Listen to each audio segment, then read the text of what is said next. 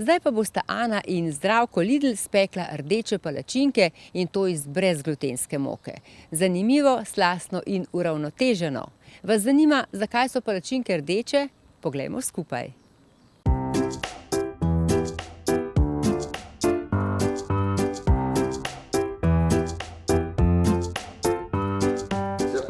Hej, jaz sem Ana in danes bova z Zdravkom Lidlom pripravila rdeče palačinke. Ja, res je, rdeče.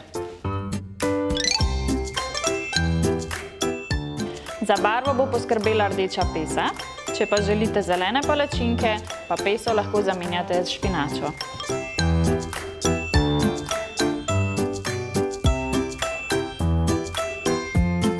Napolnila jih bova slanim nadevom skute, lososa in redkvic.